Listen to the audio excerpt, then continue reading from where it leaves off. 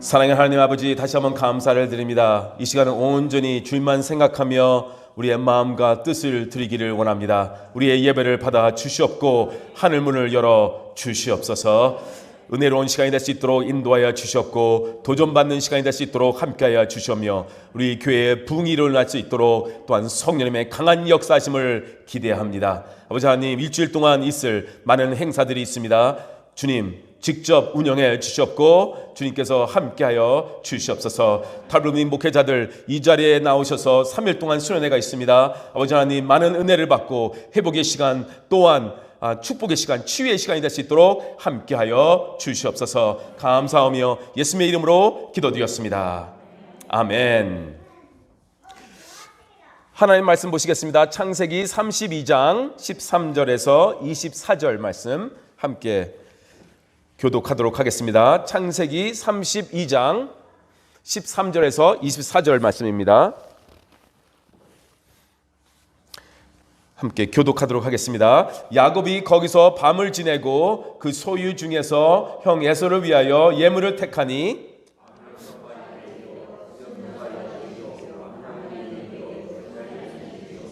전나는 낙타 30과 그 새끼요, 암소가 40이요, 황소가 10이요, 암나귀가 20이요, 그 새끼 나귀가 10이라.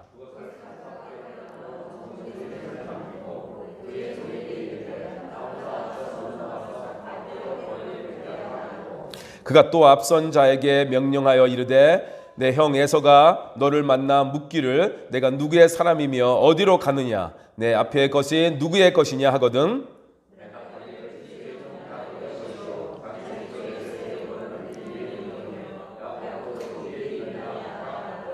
그 둘째와 셋째와 각 떼를 따라가는 자에게 명령하여 이르되 너희도 에서를 만나거든 곧 이같이 그에게 말하고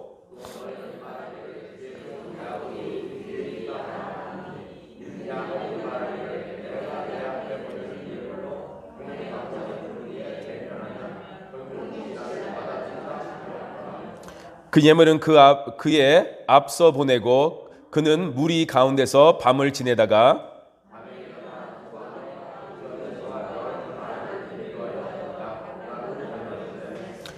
그들을 인도하여 시내를 건너가게 하고 그의 소유도 건너가게 하고 야곱은 홀로 남았더니 어떤 사람이 날이 새도록 야곱과 씨름하다가. 아멘. 예, 홀로 남은 야곱이라는 설교 제목으로 계속 창세기 32장을 우리가 살펴보도록 하겠습니다. 20년 동안 외삼촌 라반과의 생활을 끝내고 고향으로 돌아가는 야곱. 예, 근데 돌아가는 길은 두려움으로 가득했습니다. 고향 땅이 가까이 올수록 긴장감은 더 해가고 있었습니다. 그렇다고 외삼촌에게 다시 돌아갈 수는 없었던 것입니다. 두려움이 가득한 여행이지만 야곱은 고향으로 갈 수밖에 없었습니다. 약속의 땅이기 때문입니다. 하나님께서 가라고 명령하셨기 때문입니다. 그렇지만 그 약속의 땅을 가고 있지만 하나님께서 말씀하신 땅이었지만 가장 큰 문제가 다가오고 있었습니다. 우리 모두는 야곱과 비슷한 점이 많습니다. 야곱처럼 믿음이 있는 사람처럼 행동하다가도 그 다음에는 인간적인 판단으로 믿음이 없는 행동을 하는 우리의 모습을 보게 됩니다. 하나님을 의지하다가도 사람을 더 많이 의지하는 우리의 모습을 보게 됩니다. 위대하신 하나님만 바라보다가도 우리 앞에 있는 그 큰 문제를 바라보고 그것만 묵상하고 있는 우리의 모습을 보게 됩니다. 하나님을 예배하다가도 예배를 드리지 않는 그런 삶으로 돌아가는 우리의 모습을 또한 보게 됩니다. 야곱은 20년 전 형 에서를 속여서 장자권과 축복을 빼앗은 사람입니다. 그래서 형 에서가 야곱을 죽이려 하자 도망을 나와 지금 20년 동안 하란이라는 곳에서 생활을 하게 된 것입니다. 그런데 하나님께서 나타나셔서 다시 고향으로 돌아가라 하셨습니다. 그래서 지금 다시 고향으로 돌아가고 있는데 고민이 시작이 된 것입니다.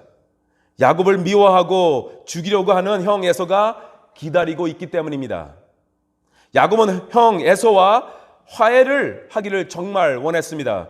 그래서 야곱은 에서에게 사람을 보내서 화해의 메시지를 전합니다. 지난주에 살펴보았죠. 그런데 화해의 메시지를 받은 에서가 어떻게 합니까? 400명의 사람을 데리고 야곱에게로 오고 있는 것입니다. 그 소식을 야곱이 듣습니다. 그래서 좌절합니다. 더 두려워합니다. 성경은 야곱이 심히 두렵고 괴로워했다라고 기록하고 있습니다. 그 소식을 듣고 자기의 재산과 무리를 두 떼로 나누어서 살아남을 그런 작전을 세우죠. 그리고 나서 평상시에 자주 하지 않았던 행동을 합니다. 그것이 무엇일까요? 기도를 합니다. 야곱은 기도를 많이 한 사람이 아닙니다. 근데 기도를 합니다. 그는 형 에서가 무서웠기 때문에, 너무나 두려웠기 때문에 외롭고 답답한 심정을 가지고 그래서 기도를 하기 시작합니다. 드디어 야곱은 기도를 배우고 있는 것입니다. 사람은 위기에 빠졌을 때 기도를 배우게 됩니다. 진정한 기도를 배우게 됩니다. 위기에 빠졌을 때. 야곱의 할아버지 아브라함, 그리고 아버지 이삭은 하나님과 매우 가까웠던 사람들입니다. 그러나 야곱은 기도를 배우지 못했던 것 같습니다. 그런데 절망에 빠지자 그는 간절히 기도하기 시작을 합니다. 인간의 절망은 하나님을 찾게 합니다. 인간의 기도는 하나님을 움직이기 시작합니다. 야곱의 기도 내용을 지난주에 살펴보았는데요. 그 기도 내용을 보시면 첫째는 무엇입니까? 자신의 부족함을 고백합니다. 하나님이 베풀어 주신 모든 은혜와 그 신실하심은 나는 받을 자격이 없는 사람입니다. 라는 고백을 먼저 합니다. 네, 그렇습니다. 이날까지 우리에게 하나님께서 베푸신 그 은총과 구원의 선물, 그 많은 축복들, 우리는 받을 자격이 없는 사람들입니다. 그러나 하나님은 우리를 사랑하사 베풀어 주시는 것입니다. 야곱이 그 은혜를 알고 있었던 것입니다. 둘째, 야곱은 하나님이 베풀어 주신 복을 기억하고 있다고 고백합니다. 처음 하란으로 형을 피해서 도망왔을 때 지팡이 하나를 가지고 왔는데 지금 고향으로 20년이 지나서 돌아가는 이때에 많은 것을 가지고 돌아갑니다. 라고 하나님께 그렇게 고백을 합니다. 셋째, 하나님의 도움을 요청합니다. 형 에서의 손에 나를 건져내시옵소서 라고 11절에서 기도하는 것을 우리가 지난주에 살펴보았습니다. 그리고 네 번째가 무엇입니까? 기도를 하는데 기도를 하면서 하나님께서 야곱에게 약속하신 말씀을 인용해서 기도를 합니다. 하나님께서 반드시 저에게 은혜를 베풀어 주신다고 말씀하셨지요. 그래서 저의 후손을 바다의 모래처럼 많아질 거라고 약속하셨지요.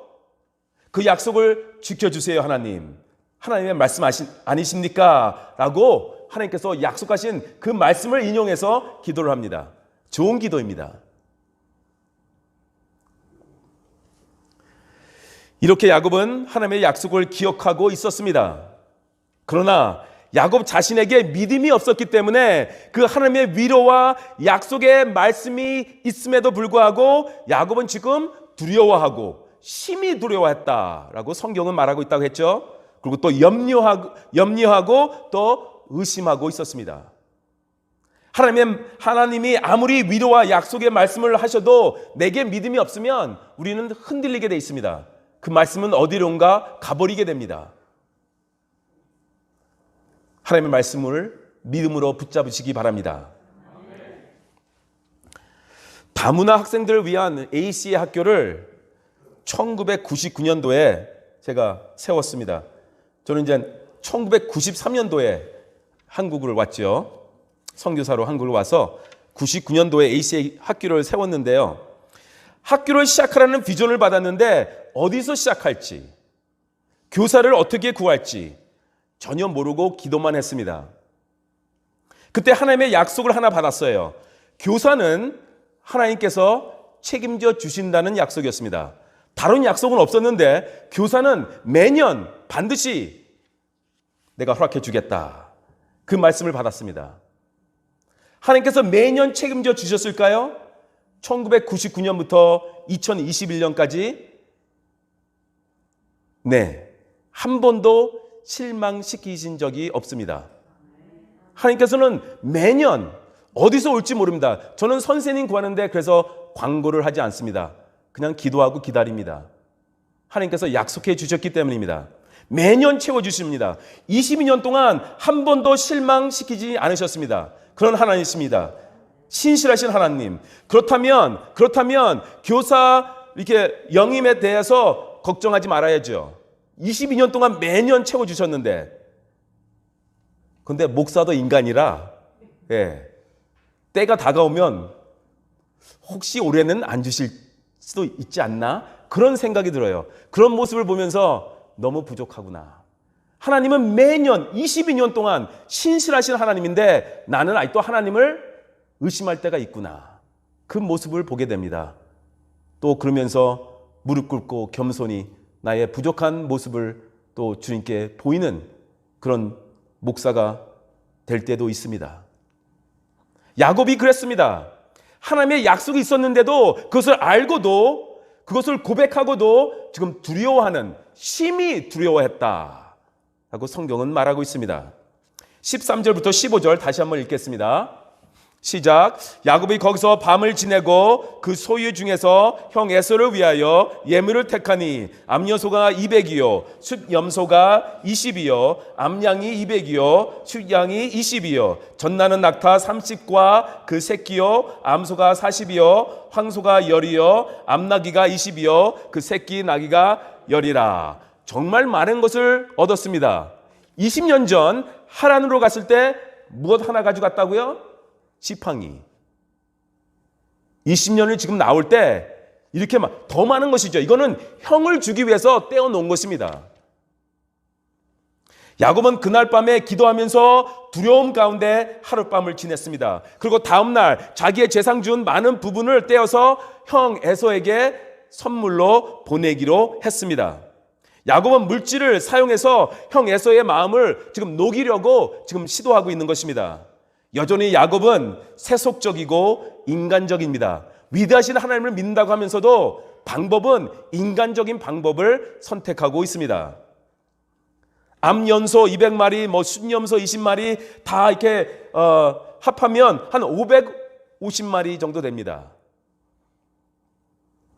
이렇게 많은 짐승을 선물로 보냈다는 것은 야곱이 그만큼 불안하고 있다라는 것을 지금 의미하고 있는 거죠. 그만큼 두려움에 떨고 있다라는 것을 잘 보여주고 있는 것입니다.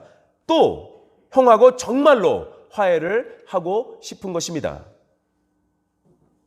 서로 헤어질 수 있는 관계라면 차라리 문제의 해결은 간단할 수도 있습니다. 그렇지만 서로 헤어질 수 없고 서로 만날 수밖에 없는 그런 관계입니다. 형하고 동생입니다. 부부관계, 부모와 자식 사이, 형제관계, 그런 관계 떼어놓을 수가 없지요. 야곱은 자신의 재산을 아낌없이 내놓아서라도 문제를 해결하기를 원했습니다. 16절 보시기 바랍니다. 그것을 각각 때로 나누어 종들의 손에 맡기고 그의 종에게 이르되 나보다 앞서 건너가서 각 때로 거리를 두게 하라 하고. 야곱은 형의 마음을 사기 위해서 가축들을 보내면서 한꺼번에 보내지 않습니다. 지금 그런 소와 염소와 양과 약대 무리를 한꺼번에 보내지 않고요, 5무리로 나누어서 보내기 시작합니다. 그리고 한 떼와 다른 한 떼가 이동하는 사이 이렇게 거리를 두면서 이게 보내기 시작합니다. 이렇게 하는 이유는 에서가 5번에 걸쳐서 선물을 받으면 마음이 쉽게 풀릴까 해서 그렇게 한 것 같습니다. 또 한편으로는 이렇게 해놓으면 만약에 에서가 공격을 해오면 얼마든지 도망갈 수 있는 그런 장전을 또한 짜놓은 것 같기도 합니다. 야곱은 이렇게 계산적이고 생각을 많이 하는 사람입니다. 야곱은 화해를 청하고 용서받기를 원해서 많은 선물을 보내면서도 한편으로는 언제나 계산을 하며 자기가 이렇게 빠져나갈 수 있는 그런 공간을 지금 마련해 놓고 있는 사람이기도 합니다. 그렇습니다. 많은 사람에게 인생이란 불안하고 두려움에 떨고 있는 것 같습니다. 대학을 졸업하고 직장을 가지고 돈을 벌어 높은 지위를 얻고 자기가 원하는 것을 얻어도 사람은 불안한 마음을 늘 가지고 있는 것 같습니다. 두려움에 가득 차 있는 삶 속에는 미래에 대한 염려가 항상 존재합니다. 많은 사람이 인생에 대해 불안해하고 있는 것은, 또 염려하는 것은 자신의 미래에 대해서 확신이 없기 때문입니다. 내일 어떤 일이 일어날 줄 모르기 때문에 우리는 늘 걱정하고 불안에 떨고 있는 것입니다. 야곱도 형 에서가 어떤 행동을 할지 모르기 때문에 지금 불안해하고 있는 것입니다. 지금 두려워하고 있는 것입니다. 이렇게 선물을 보내도 공격해 올 수 있기 때문에 불안해하고 있는 것입니다. 그래서 야곱은 가축을 이끌고 가서 종들에게 각별한 주의를 주기 시작합니다. 한번 볼까요? 17절, 18절 보시기 바랍니다. 그가 또 앞선 자에게 명령하여 이르되 내 형 에서가 너를 만나 묻기를 내가 누구의 사람이며 어디로 가느냐, 내 앞에 것은 누구의 것이냐 하거든 대답하기를 주의 종 야곱의 것이요 자기 주 에서에게로 보내는 예물이 오며 야곱도 우리 뒤에 있나이다 하라 하고. 야곱은 종들에게 형 에서를 만나거든 그를 지난주에도 살펴봤는데 뭐라고 부르라고 했죠? 주님이라고 칭하고 그렇게 불러라. 그리고 야곱을 가리켜 나는 종이라고 하라. 그렇게 표현을 합니다. 자기 자신을 낮추고 겸손히 지금 나오는 것이죠. 정말 형하고 화해를 하고 싶은 것입니다. 그리고 마지막으로 야곱이 뒤에 온다는 말을 빼놓지 말고 말하라. 그렇게 부탁을 합니다. 이렇게 함으로써 혹시 20년이 지났는데도 화가 많이 나 있는 형을 좀 부드럽게, 그의 마음을 부드럽게 하려고 하는 것입니다. 첫째 팀을 그렇게 보냈습니다. 둘째 팀도 모아서 똑같이 말하기에 형 에서에게 또 보냅니다. 셋째 팀도 그렇게 보냅니다. 이렇게 하는 야곱을 보면서 저희는 좀 너무 불쌍하다, 야곱이. 그런 느낌을 가졌습니다. 야곱이 얼마나 불안하고 초조했으면 이렇게까지 하고 있는 것일까요? 여기서 우리가 발견하는 것 중에 하나는 무엇입니까? 화해와 용서의 길은 멀고도 너무 멀다. 그것을 지금 배우게 되는 것 같습니다. 특별히 가족 사이에 이런 일이 생겼을 때 갈등을 해결하는 것이 너무 어렵다라는 것입니다. 화해란 멀고 먼 길이요, 용서란 가도 끝이 없는 길인 것 같습니다. 20절의 마지막 부분을 보시면 야곱이 이런 말을 하죠. 20절을 한번 볼까요? 마지막 부분. 내가 내 앞에 보내는 예물로 형의 감정을 푼 후에 대면하면 형이 혹시 나를 받아주리라 함이었더라. 여기서 야곱의 속마음을 이제 다 볼 수가 있는 것이죠. 왜 지금 야곱이 이렇게 하고 있는가? 이렇게 새 팀을 만들어 형에게 보내지만 아직도 마음은 편하지 않은 것 같습니다. 그래서 잠을 이루지 못합니다. 21절, 22절, 23절. 그 예물은 그의 앞서 보내고 그는 무리 가운데서 밤을 지내다가 밤에 일어나 두 아내와 두 여종과 11 아들을 인도하여 압복 난으로 건널세 그들을 인도하여 시내를 건너가게 하며 그의 소유도 건너가게 하고. 야곱은 선물을 먼저 보냈습니다. 그리고 그날 밤을 보냅니다. 여러분 혹시 잠을 이루지 못하는 밤을 경험한 적이 있나요? 사람은 위기와 갈등 앞에 있으면 잠을 이루지 못합니다. 야곱이 밤에 일어났다는 표현을 통해 그가 잠을 이루지 못했다는 것을 우리가 알 수 있습니다. 그렇게 힘들었던 것입니다. 심리적으로 너무나 괴로웠던 것입니다. 그런 잠자리에 일어나 한밤중에 아내들과 11명의 아들들을 부릅니다. 그리고 아내와 아들들을 먼저 목적지를 향해 떠나 보냅니다. 형 에서에게 보내는 것입니다. 야곱은 너무나 불안하고 두려우니까 자기 부인과 아이들을 지금 방패막으로 지금 사용하고 있는 것은 아닌지 그렇게까지 생각을 하게 합니다. 밤새도록 고민을 한 야곱은 이제는 물질만 가지고 되지는 않겠다고 판단한 것 같습니다. 그래서 아내와 자녀들까지 보냅니다. 이런 인간적인 방법으로 뭔가 계속하면 문제가 해결되겠지라고 생각을 하지만 아닙니다. 문제가 해결되는 것이 아닙니다. 문제가 해결되려면 하나님 앞에 간절히 기도를 해야 합니다. 다른 방법이 없습니다. 그렇게 해야지만 제대로 하나님을 만날 수 있습니다.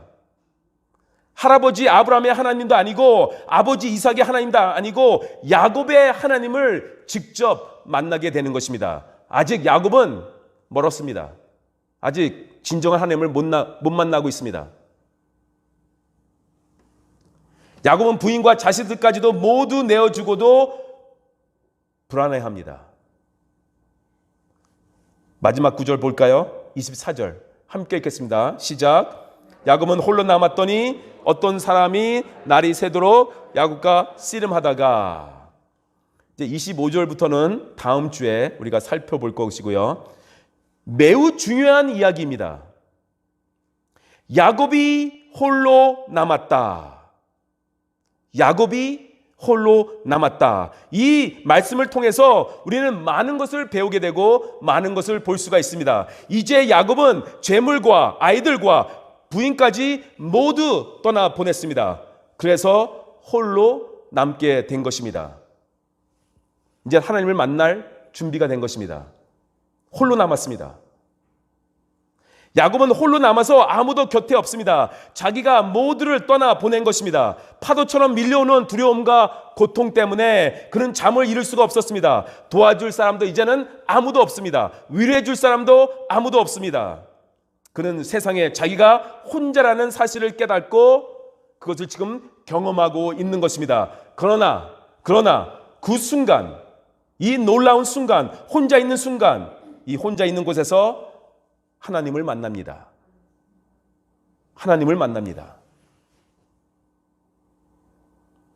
사람은 누구든지 인생을 살아가면서 크고 작은 위기를 만나게 될 것입니다.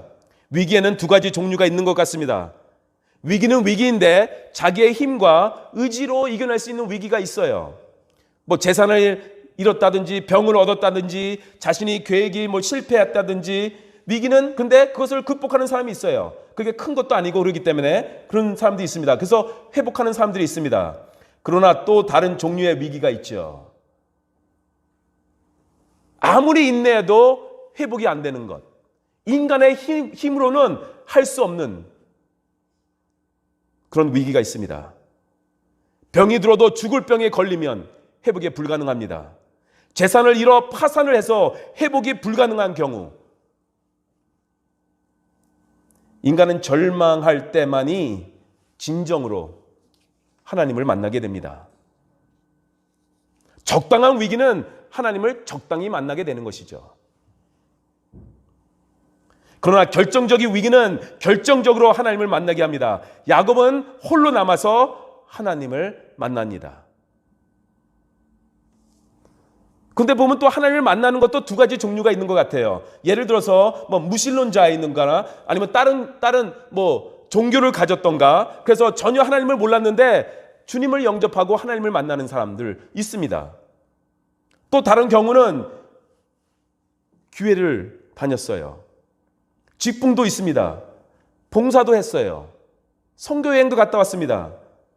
근데 주님과 아무런 관계없이 종교 생활만 했던 사람들, 아직도 하나님을 못 만난 거죠. 종교 생활만 한 것입니다. 종교 생활을 열심히 했어요. 그렇지만 주님과 아무런 관계가 없습니다. 그러나 나중에 주님을 만나죠. 회개하고 주님을 영접한 사람, 바로 이 사람이 바로 야곱이 아닐까요? 할아버지가 아브라함입니다. 위대한 아브라함. 아버지가 이삭이에요. 하나님을 믿는 가정이에요. 야곱도 하나님을 찾으면서 예배 드린 적이 있습니다. 근데 적당히 만난 것 같아요.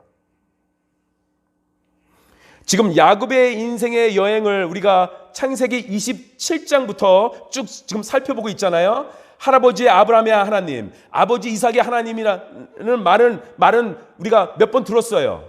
그렇지만 야곱 자신의 하나님이라는 말은 아직도 없습니다. 아직도 없습니다. 자신의 하나님은 없었던 것입니다. 그에게 있어서 하나님은 할아버지의 하나님, 아버지의 하나님이었습니다. 그런데 야곱은 지금 자기 인생에 있어 제일 큰 위기에 처했습니다. 그는 아이들도 보내고 아내도 보내고 지금 홀로 고독과 외로움에 그렇게 직면해 있습니다. 지금은 형 에서의 두려움뿐 아니라 외로움도, 정말 외로움도 있는 것입니다. 야곱은 홀로 남았더니, 여러분들 언제 홀로 남았습니까? 그런 경험 해보신 적 있습니까? 홀로 남은, 그래서 하나님만 보이는. 여러분은 지금까지 믿어왔던 하나님은 진정한 하나님이십니까? 혹시 나의 하나님은 없는 것 아닙니까? 교회에 왔다 갔다 하면서 헌금도 하고 찬송도 했지만 진정으로 하나님을 못 만난 건 아닐까요? 모태 신앙이라고 말하고 있지만, 어머니 뱃속에서부터 교회를 다녔지만 나의 하나님은 어디 있는 것입니까? 혹시 여러분 인생의 결정적인 위기 앞에 아무 능력도 없는 하나님은 아닙니까? 야곱이 그랬습니다. 그는 그때서야 처음으로 하나님을 만나게 됩니다. 하나님의 이름을 부르기를 시작합니다. 저는 이 24절의 짧은 말씀을 보면서 예수님의 겟세마네 동산에서의 기도를 생각을 하게 되었습니다. 겟세마네 동산에서 예수님은 십자가를 져야 하는 사건 앞에서 기도하십니다. 예수님은 자신의 그 십자가를 꼭 져야 하기를 묻습니다. 하나님께 묻습니다. 내가 이 십자가를 꼭 져야 합니까? 예수님의 인생에 너무나 큰 문제였기 때문에 땀을 흘렸죠. 땀이 피로 변했다고 성경은 기록하고 있습니다. 예수님의 생애를 보시면 독특한 말씀들이 많이 나오죠. 새벽 미명에 밤이 맞도록 한적한 곳에 나가서, 그런 말씀들이 자주 나옵니다. 마태복음 14장 23절을 보시면요, 무리를 보내신 후에 기도하러 따로 산에 올라가시다 저물매 거기 혼자 계시더니. 왜 혼자 계신 걸까요? 하나님을 만나기를 위해서. 그래서 우리는 때로는 하나님을 만나기 위해서는 혼자 있어야 합니다. 하나님만 보여야 돼요. 다른 사람이 너무 많이 보여요. 예수님이 홀로 시간을 보냈다는 것은 혼자서의 외로운 고독이 아니라 성령님 안에서의 고독입니다. 성령님 안에서의 고독. 사람들 다 떠나보내고 나서 하나님과의 독대입니다. 하나님과 단둘이서 만나는 것입니다. 그 자리에는 아무도 없습니다. 나와 하나님, 하나님과 나. 하나님의 실존 앞에서, 하나님의 임재 앞에서 내 존재를 다 던지는 것입니다. 종교 생활하는 것이 아니라 종교 생활하는 척하는 것도 아닙니다. 온전히 내 인생을 하나님께 맡기는 것입니다. 하나님과 나와 하나님. 하나님 없이는 살 수 없다는 것을 보여드리는 것입니다. 우리는 가짜 하나님이 아니라 성경에 기록된 하나님을 나의 하나님으로 만나기를 간절히 원합니다. 하나님은 우리에게 능력이시고 피난처이시고 견고한 바위가 되시고 우리의 구원이십니다. 여호와는 나의 힘이시니 누구를 내가 두려워하리요. 그런 고백이 나오시기를 바랍니다. 광야를 지나며라는 찬양이 있죠. 제가 좋아하는 찬양입니다. 이 찬양의 시작은 이렇습니다.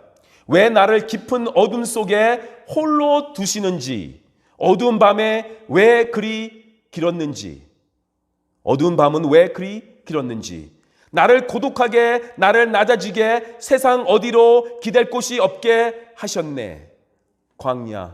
광야에 서 있네. 그렇게 시작이 됩니다. 그러나 그것이 다가 아니죠.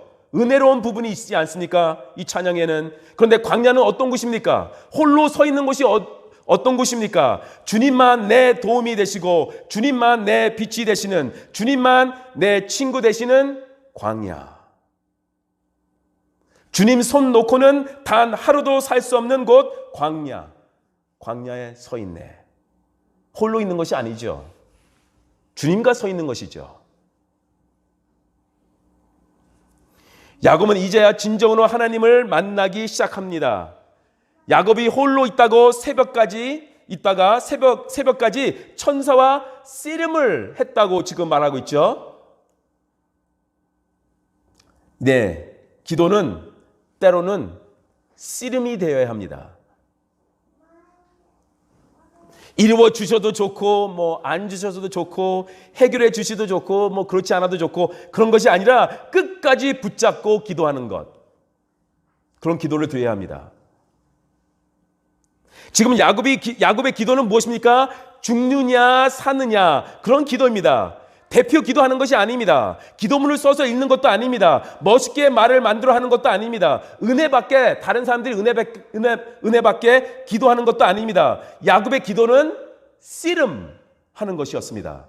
씨름하는 것. 아프고 지치고 땀 흘리고 숨차고 그런 기도를 하고 있는 것입니다. 이 장면을 보면서 요즘 나의 기도는 간절함이 많이 없다는 것을 깨닫게 되었습니다. 바쁘다는 핑계로 기도 시간을 충분히 가지지 못하고 또 간절히 이렇게 씨름하면서 기도하는 게 언제였는가라는 것을 되돌아봅니다. 여러분들 씨름하는 기도를 들어본 적이 있는가요? 씨름하는 기도, 정말 간절해서 땀이 나는 기도, 숨차는 기도, 배가 아프도록 숨차게 기도하는 그런 나의 모습 언제였습니까? 우리도 한때는 그렇게 기도하지 않았습니까? 없다면 아직 우리는 하나님 외에 의지할 곳이 아직도 있는 것입니다. 아직도 믿을 사람이 있는 것입니다. 홀로 남아있는 것이 아직도 무엇인지 모를 수도 있어요. 이 세상 사람이 그 누구도 나를 도울 수 없고 어떤 것도 나의 피난처가 될 수 없을 때 그 순간 나의 기도는 씨름이 되는 것이죠.